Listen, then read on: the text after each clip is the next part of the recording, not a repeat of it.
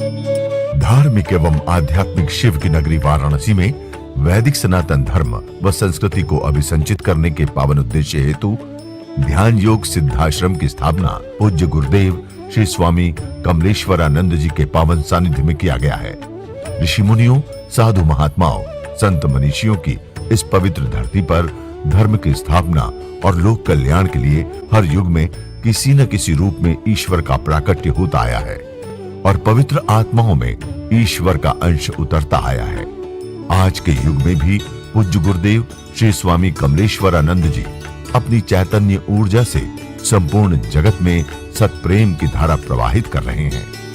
पूज्य श्री की चैतन्य चेतना से साक्षात दिव्य सदग्रंथ ब्रह्मवाणी का अवतरण हुआ है, जिससे मानव का कल्याण हो सके। दीक्षा, साधना, ध्यान योग, सिद्धि प्रदाता एवं समस्त मूलभूत समस्याओं का निराकरण उपलब्ध कराने वाले पूज्य गुरुदेव श्री स्वामी कमलेश्वरानंद जी का लक्ष्य है पृथ्वी पर प्रेम की उपासना, आत्म जागरण और समस्त प्राणियों का आनंदमय जीवन। ऐसा जीवन जो शारीरिक, मानसिक, आर्थिक, पारिवारिक हर प्रकार के तनाव व दुखों से पूरी तरह मुक्त हो। इसके लिए पूज्य गुरुदेव श्री स्वामी कमलेश्वरानंद जी विभिन्न प्रकार की दीक्षाएं अनवरत प्रदान करते आ रहे हैं।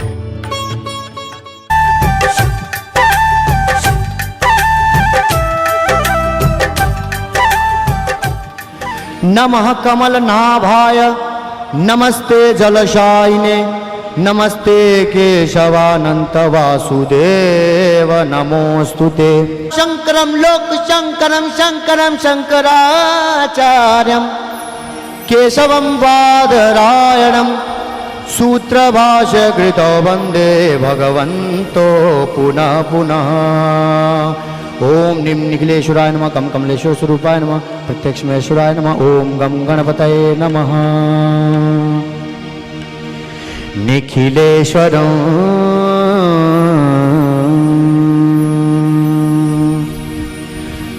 भुवनेश्वरं भवनेश्वरं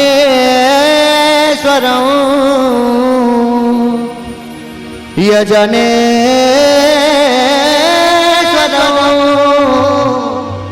निखिलेश्वरं भुवनेश्वरं भवनेश्वरं यजनेश्वरं यजनेश्वरं निखिलेश्वरं निखिलेश्वरं निखिलेश्वरं निखिलेश्वरं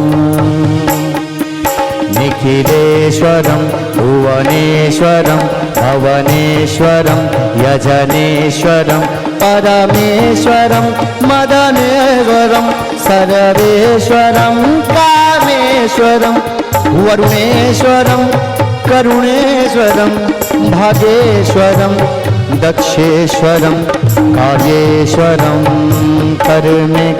कर्मेश्वरं कारेश्वरं कर्मेश्वरं मूढेश्वरं निखिलेश्वरं यक्षेश्वरं दक्षेश्वरं कमलेश्वरं कमलेश्वरं नाथेश्वरं नाथेश्वरं योगेश्वरं गणेश्वरं निखिलेश्वरं कमलेश्वरं निखिलेश्वरं कमलेश्वरं निखिलेश्वरं निखिलेश्वरं।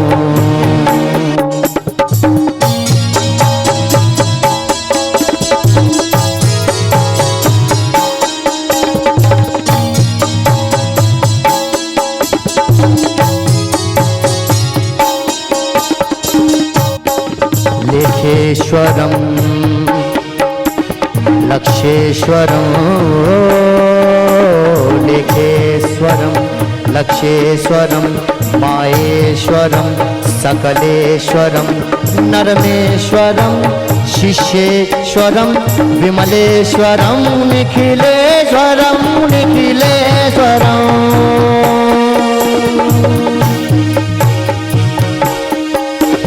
परमेश्वरं सर्वेश्वरं देवेश्वरं देवेश्वरं ज्ञानेश्वरं तापेश्वरं कायेश्वरं वागेश्वरं मणिकेश्वरं बलवेश्वरं विक्षेश्वरं पूर्णेश्वरं मंत्रेश्वरं तंत्रेश्वरं यंत्रेश्वरं निखिलेश्वरं निखिलेश्वरं निखिलेश्वरं निखिलेश्वरं।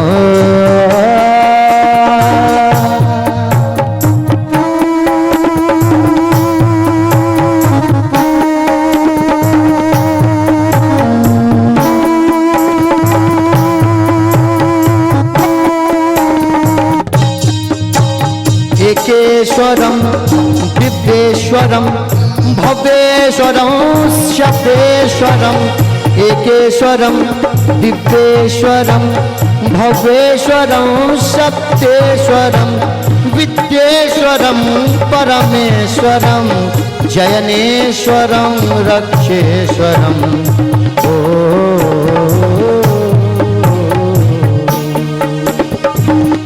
वागीश्वरं कालेश्वरं तपसेश्वरं तापेश्वरं श्रीशेश्वरं तरणेश्वरं निखिलेश्वरं निखिलेश्वरं निखिलेश्वरं निखिलेश्वरं सिंहेश्वरं हिंसेश्वरं ह्रीशेश्वरं भागेश्वरं चित्तेश्वरं एकेश्वरं वागीश्वरं कालेश्वरं तपसेश्वरं तापेश्वरं सृष्टिश्वरं तरणेश्वरं निखिलेश्वरं निखिलेश्वरं निखिलेश्वरं निखिलेश्वरं कमलेश्वरं निखिलेश्वरं निखिलेश्वरं। जब देखोगे, जब एहसास करोगे तो आपके जहन में एक चीज आएगी, आपके एहसास में कुछ उतरेगा कि सब कुछ जिससे है वो कोई है, सिर्फ बातें नहीं है, ये एहसास है। पर ये एहसास तभी होगा जब प्राण की ओर चलोगे। शरीर का पोषण कर दिया, बहुत किया, इतनी उम्र के हो गए, शरीर का ही तो पोषण किया आज तक, और शरीर से उठे तो मन का पोषण किया, और उस मन का पोषण करते करते व्यक्ति समाप्ति की ओर आ जाता है। एक समय ऐसा भी आता है अंतिम समय में, जब वो ये सोचने लगता है कि पूरी जिंदगी आखिर हमने किया क्या, ये सोच करके पछताने भी लगता है, क्योंकि पूरे जीवन जो वो करता रहता है, अंत में जब जोड़ता घटाता है, क्योंकि हमारी जोड़ने घटाने की आदत है, तो जब जोड़ना घटाना शुरू करता है तो उसे ऐसा लगता है कि हमारी झोली में बचा क्या, क्या किया, जो किया वो सब ऐसा किया जो यहीं किया और छोड़ के चले जाना है।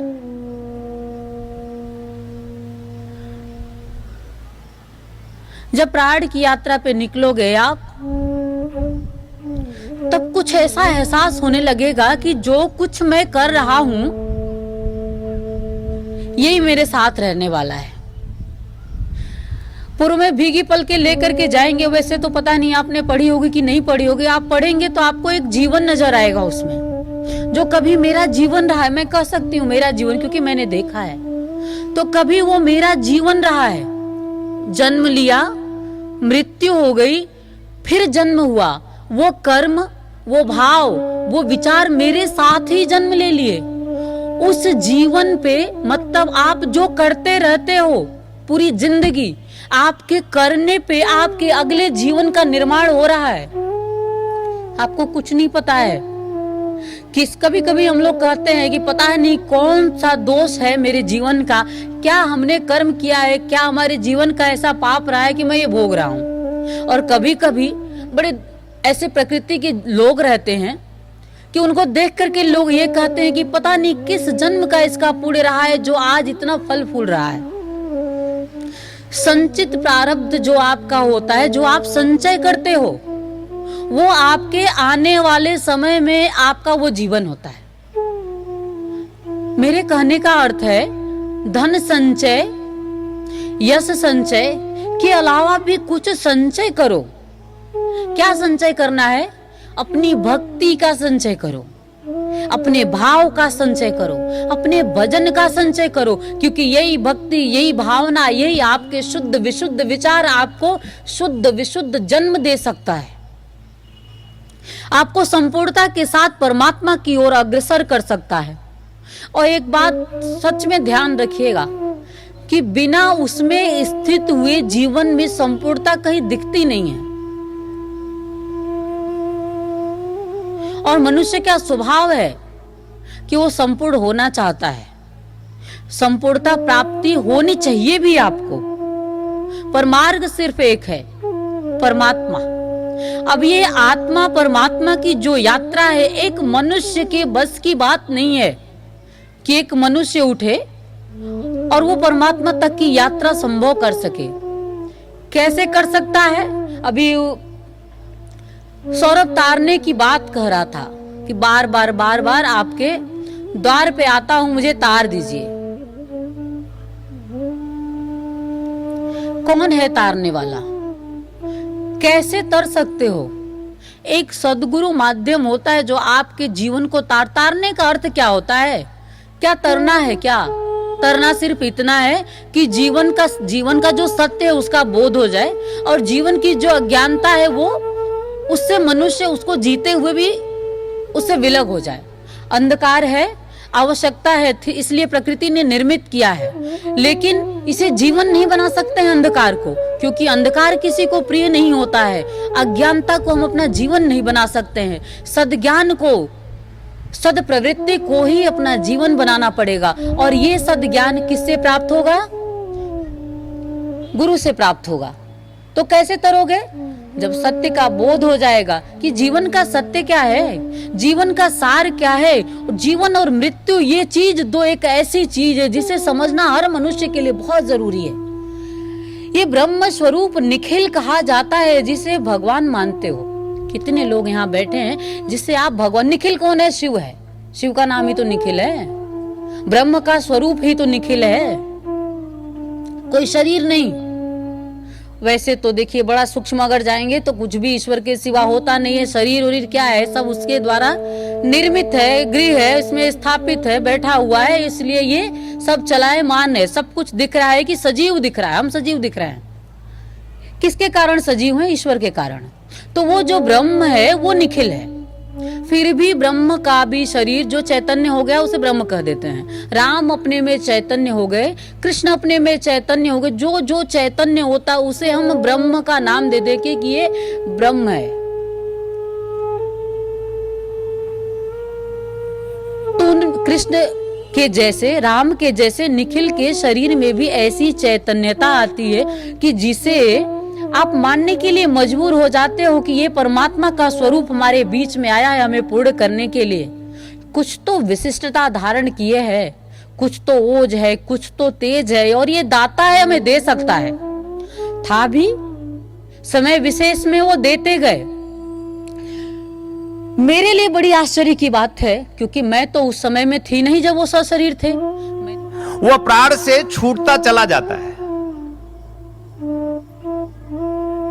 और जैसे जैसे प्राण से अवस्था बढ़ती है प्राण से दूर होता चला जाता है, और प्राण उससे दूर नहीं होता, वह प्राण से दूर होता चला जाता है।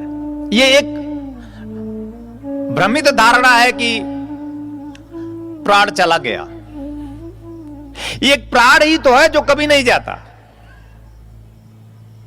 तथाकथित माता पिता भाई बंधु सखा मित्र यार, संसार का सारा संबंध समाप्त हो जाता है, चला जाता है। शरीर के साथ ही संबंध समाप्त हो जाता है। शरीर के बाद संबंध रहता नहीं। जैसे हम जोड़े रखे हुए हैं, जिसे हम सत्य माने रखे हुए हैं। यही भूल है कि यह सत्य मान लिया है, यही भ्रम है कि यह सत्य मान लिया है, यही माया है कि यह सत्य, यही माया है। माया ये है कि ये जो असत्य है उसे सत्य माना है। कोई गुरु ऐसा मिले जो आपकी माया को तोड़ दे, जो आपके भ्रम को तोड़ दे।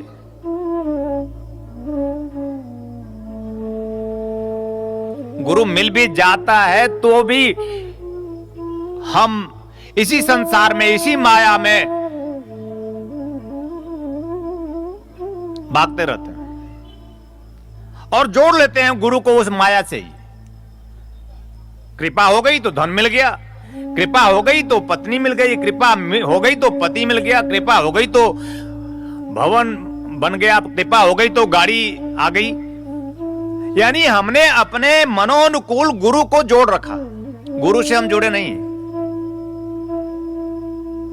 गुरु के हम समीप नहीं गए, गुरु के और पास नहीं गए। देखिए मेरा जन्म हुआ है, अब हम मृत्यु की ओर बढ़ रहे हैं। ऋषि कहता है जब से हमारा जन्म हुआ है हम मृत्यु की ओर गतिशील है।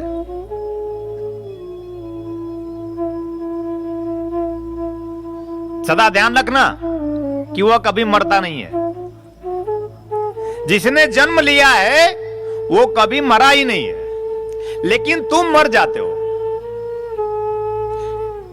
वो तुम में है, तुम उससे दूर, वो तुम्हारे समीप है, तुम उससे दूर हो। इसलिए तुम मरते मरते मरते रोज रोज एक दिन ऐसा आता है कि मर जाते हो, और वो अंतिम क्षण तक तुम्हारा साथ चाह रहा था, वो अंतिम क्षण तक तुम्हें पुकार रहा था, वो अंतिम क्षण तक तुम में जन्म लेना चाह रहा था, वो अंतिम क्षण तक तुम्हारे प्राण को ऊर्ध्वगामी कर अपने आप में खेल जाना चाह रहा था। तुमने अनुसुना किया, तुमने भुला दिया फिर उसे, तुमने अनुसुना किया फिर उसे पुकारा उसने बार बार, राम के रूप में, कृष्ण के रूप में, बुद्ध के रूप में, महावीर के रूप में, ईसा मूसा के रूप में, निखिल के रूप में, और तुम्हारे समक्ष वो सब अब अतीत हुआ। कमल के रूप में पूरी तरह वैसे ही चैतन्य होकर तुम्हें फिर पुकार रहा है। ये कमल एक प्रतीक है, जैसे ये संसार है, ये कमल नाम और रूप, इसका सिर्फ उपयोग करना है, इससे सिर्फ लगाव बढ़ाना है, इससे सिर्फ जुड़ाव बढ़ाना है, इसी से इसके समीपस्थ होना है, इससे प्रेम करना है, क्योंकि तुम प्रतीक को ही प्रेम कर सकते हो। अगर प्रतीकों से पार तुम उसको प्रेम ही नहीं कर सकते। इसलिए वह रूप लेकर, उसका कोई रूप नहीं है, उसका कोई रंग नहीं है, दिव्य धवल श्वेत, वह आत्म प्रकाश पूरे जगत में व्याप्त है, प्राण स्वरूप अपने आप में आप्लावित है। और लेकिन तुम नहीं समझते हो, तुम उसे प्यार नहीं कर पाते हो, तुम उसका एहसास नहीं कर पाते हो। तो समय विशेष में तुम्हारे ही बीच से तुम्हारा अपना ही कोई, जिसकी भक्ति भावना कर्म और जिसकी पिपासा वह प्रभु रहा, वह प्रेम रहा, उसमें वह प्रकट हो गया, राम कहा गया।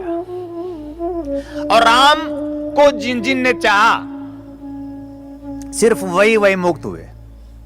ऐसा मत समझ लेना कि राम आए तो सबका उद्धार हो गया। ये एक भूल है, एक भ्रम है कि वो मेरा उद्धार कर देगा। जिन जिन ने राम को चाहा, जिन जिन ने राम को प्यार किया, जिन जिन राम को पूजा, जिन जिन ने राम को अपने हृदय में स्थापित किया, जिन जिन ने राम को अपने रक्त के एक एक बूंद में पिरो दिया, तिरोहित कर दी, समाहित कर दी अपने स्व में, अपनी हर एक श्वासों में अपने राम को जो जिन जिन लोगों ने समाहित की, केवल वही तर गए। और राम के रहते हुए भी लोग मंदिर जाते थे, राम के रहते हुए भी लोगों की पूजा करते थे। यद्यपि आज आपके लिए राम भगवान है, कोई अर्थ नहीं रखता राम आपके लिए भगवान आप कह भी दे तो क्या अर्थ है, कोई अर्थ नहीं रखता कृष्ण आपके लिए क्या अर्थ रखता है। कृष्ण तो सिर्फ अर्जुन को तार पाए, कृष्ण कृष्ण करने वालों की कमी नहीं थी। हजारों लाखों करोड़ों लोग, उस समय तो फिर भी कमी थी। आज 5000 सालों में कृष्ण के चाहने वालों, कृष्ण के कीर्तन करने वालों की 5000 सालों में पूरे विश्व में कई गुना बढ़ गए। लेकिन अर्जुन की स्थिति में कौन है? उस संपूर्णता की स्थिति में कौन है? उस ब्रह्मांड दर्शन की स्थिति में कौन है? उस आत्म परमात्मा तत्व को प्राप्त करके संपूर्णता में प्रतिष्ठित हो जाने वाला वह जीव कौन है? आज कोई है जो कृष्ण को प्रेम करता है? हो सकता है मैं उनके नाम पर अपनी रोटियां कमाऊं, हो सकता है मैं उनके नाम पर मंदिर बनाऊं, हो सकता है मैं सब वह करूं जो अविद्या है, जो दिखाई देता है। एक चित्कार नहीं है कृष्ण के प्रति, एक पुकार नहीं है कृष्ण के प्रति, एक प्राण नहीं है कृष्ण के प्रति। इसलिए वो पति भी नहीं है आपका, वो रक्षक भी नहीं है आपका। और काल आता है आपकी जिंदगी में, बख्श लेता है। रोज रोज काल आपको बख्श रहा है। रोज रोज आप काल के अधीन होकर समाप्त हो रहे हो। चिंता में, परेशानी में, दुख में आपका जीवन आप गतिशील कर रहे हो। एक निश्चितता नहीं है आप में, एक निर्द्वंदता, एक निर्भीकता नहीं है आप में। क्यों? क्योंकि प्राणों की वो पुकार नहीं है, क्योंकि हम प्राण में है नहीं। हमने गुरु से याचना की नहीं। हमारा प्राण हम उससे दूर हैं और धीरे धीरे हम समाप्त हो रहे हैं। यद्यपि हम जन्म मनाते हैं अपना भी और जन्म मनाते हैं अपने उस इष्ट का भी। जन्म के अर्थ को समझते नहीं है। हम जन्म मनाते हैं और मर जाते हैं एक दिन और जन्म सिर्फ इसलिए हमारी संस्कृति में जन्म का महात्म्य सिर्फ इसलिए है। हमारे सारे सदग्रंथों में जन्म का महात्म्य कि जन्म हो गया, बहुत बड़ी बात है। ये मनुष्य जीवन एक बहुत बड़ी बात है, एक बहुत बड़ी घटना है। ध्यान रखना, घटना और दुर्घटना में अंतर है। लेकिन यह मनुष्य जीवन, हम जब से जन्म लिए दुर्घटना में हम हैं। एक बहुत बड़ी घटना दुर्घटना से युक्त, यानी कहें कि हम महाकाल से हैं, महा के अंश हैं, महाकाल ही हैं। लेकिन अबोध में है, अज्ञानता में है, अविद्या में है, इसलिए काल के अधीन है।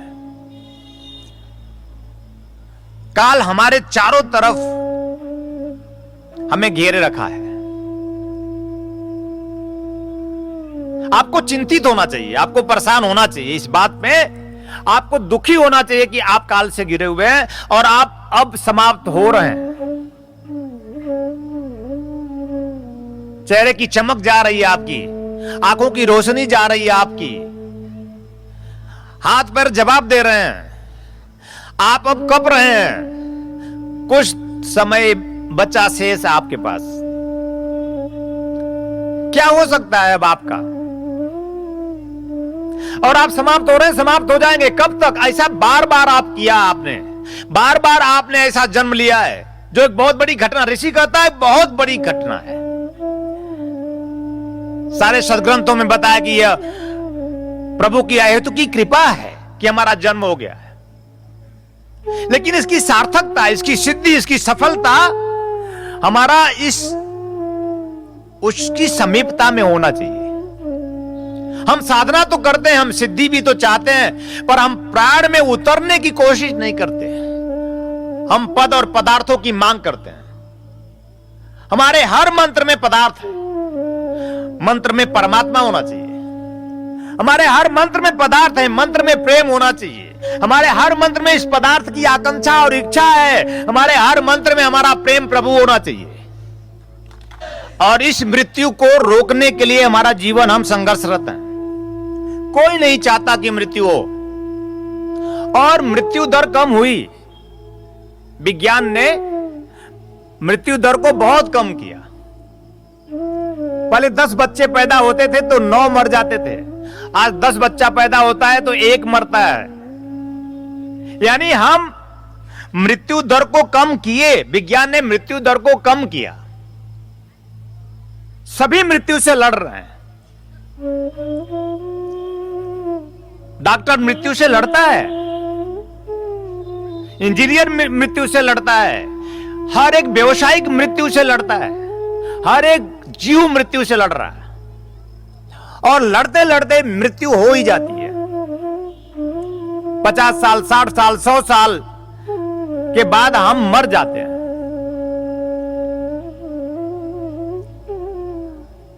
ऐसा भी हो सकता है कि हमारा विज्ञान उस स्थिति तक पहुंचे कि हमारी मृत्यु ना हो। यह बहुत बड़ी बात ना होगी उस समय। अगर हम आज मृत्यु दर कम कर पाए तो ऐसा भी हो सकता है कि हम मृत्यु होने ही न दें।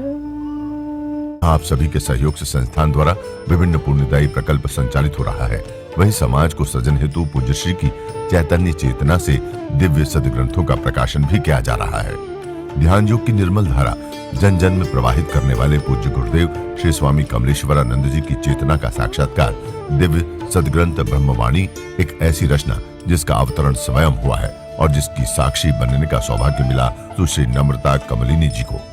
भावना और भक्ति का अनंत प्रवाह है ब्रह्मवाणी, तप और ज्ञान का अमृत कोश है ब्रह्मवाणी, प्रेम और समर्पण का साकार स्वरूप है ब्रह्मवाणी, आस्था और विश्वास का अनन्य मार्ग है ब्रह्मवाणी। आइए हम सभी ब्रह्मवाणी को जीवन में उतारकर अपनी आत्मा को परमात्मा से एकाकार करें।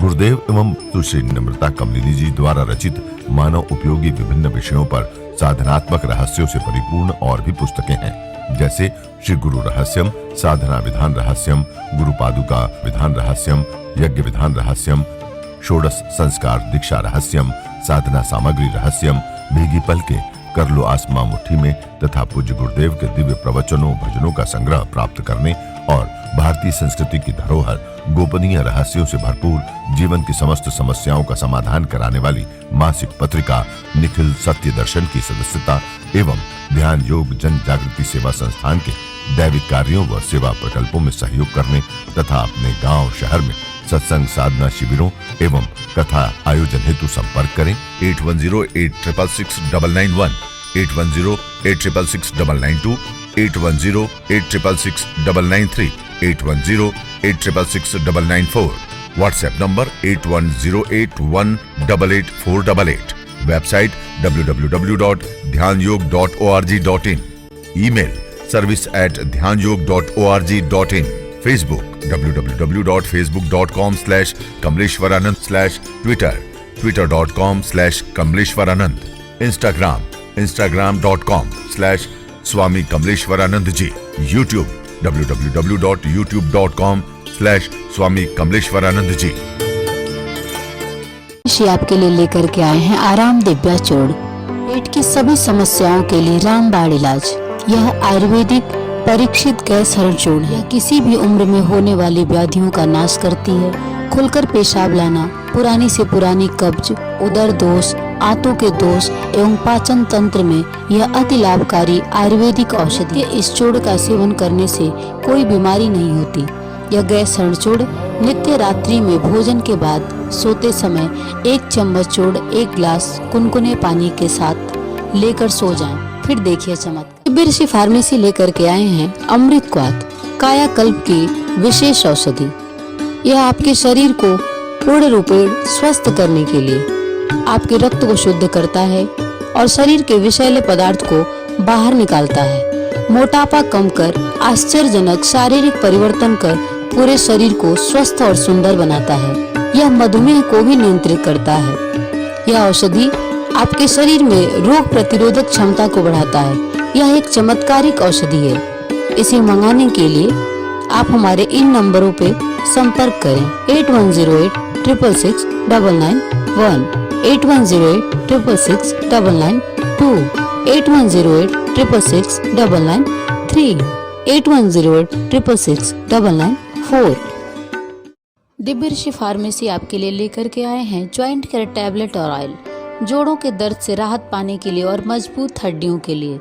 इसमें मौजूद प्रोटीन्स तथा विटामिन्स हड्डियों को मजबूती प्रदान करते हैं। यह जोड़ों के असहनीय दर्द को समाप्त करता है, जैसे घुटनों के दर्द व कलाई के दर्द, रीढ़ की हड्डी में दर्द, कंधों में दर्द। यदि आपको स्लिप डिस्क या सर्वाइकल है तो इन सभी परेशानियों से छुटकारा पाने के लिए आज ही मंगाएं जॉइंट केयर टैबलेट और ऑयल। मंगाने के लिए आप हमारे इन नंबरों पे संपर्क करें। हमारा नंबर है 8108666991, 8108666992, 8108666993, 8108666994। दिव्य ऋषि फार्मेसी आपके लिए लेकर के आए हैं रत्नम ज्योति, आँखों की संपूर्ण देखभाल के लिए। शहद के साथ नित्य लेने से नेत्र ज्योति बढ़ जाती है, आँखों का चश्मा उतर जाता है। यह आयुर्वेदिक औषधि है, इसका कोई साइड इफेक्ट नहीं। इस औषधि को मंगाने के लिए आप हमारे इन नंबरों पर संपर्क कर सकते हैं। हमारा नंबर है 8108666991, 8108666992, 8108666993, 8108666994।